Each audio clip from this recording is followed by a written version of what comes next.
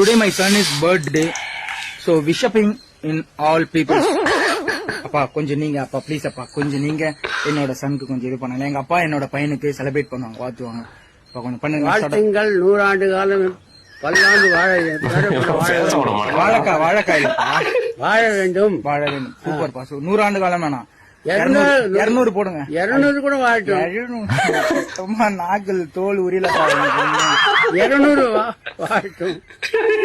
பேரப்பிள்ளை அப்புறம் என்னப்பா ஒரு நாளமா அச்சிடுவோம் போய்